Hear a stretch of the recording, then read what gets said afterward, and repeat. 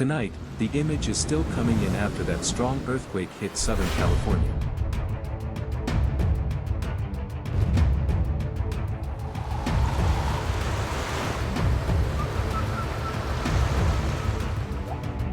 California is rocked again. An earthquake rattles the coast. Scientists watch the sea. The ground did not roar. It shuddered. Just after the quiet rhythm of an ordinary coastal day, California's restless crust shifted once again.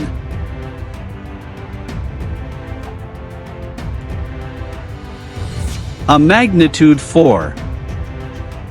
Earthquake snapped through the region, sending a low, rolling vibration across hills, highways, and, most critically, the unstable cliffs lining the Pacific Ocean. It was not the kind of quake that topples cities, but it was the kind that makes scientists stop typing and look at the sea.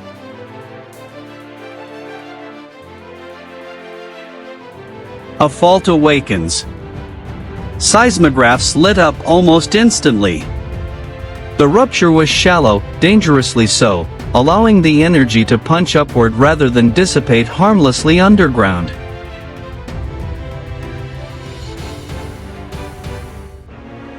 Residents reported sharp jolts, rattling windows, and a brief but unmistakable sense that the ground had slipped to the side beneath their feet. Along the coast, the timing could not have been worse.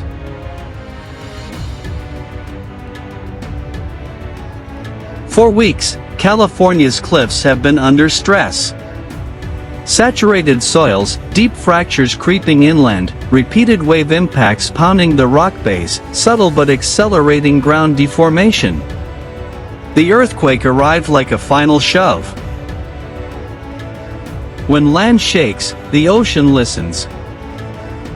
Within minutes of the shaking, observers along the coast noticed unusual wave behavior.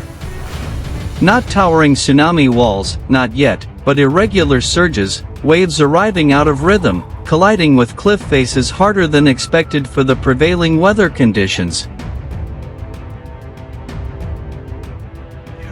To the untrained eye, it looked like nothing more than rough surf. To geophysicists, it looked like a warning whisper. Because earthquakes don't need to be massive to cause a tsunami. They only need to move material into the sea.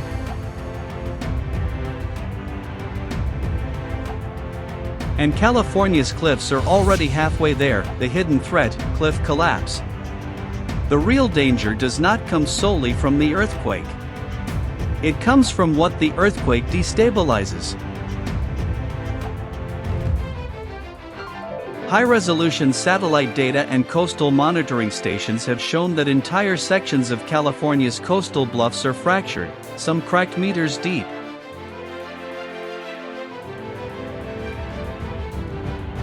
These cliffs are not solid walls. They are layered, weakened structures, carved by erosion and hollowed by time. When an earthquake shakes them, gravity takes over. If a large mass of rock, soil, or collapsed roadway were to slide into the Pacific Ocean suddenly, the result could be a localized tsunami, a fast-moving surge of water generated not by fault rupture under the sea, but by displacement from above. This type of tsunami is especially dangerous because it can form within seconds. It can strike nearby shorelines without warning. It does not require a large earthquake. It often bypasses traditional tsunami alert thresholds. Scientists have seen this before in Alaska, Norway, and Japan, and they know how quickly it can unfold, a narrow margin of safety. The 4.4 magnitude quake itself is not enough to generate a classic ocean-wide tsunami. Officials know this, but they also know something else. California's coast is no longer in a stable state. Cracks already slice through clifftop roads. Guardrails tilt seaward. Homes sit uncomfortably close to newly formed fissures. The earthquake acted like a stress test, and the coast did not pass quietly.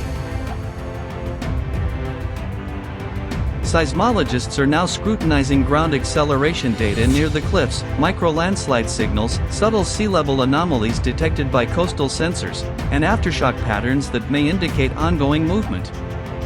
Every dataset tells part of the story.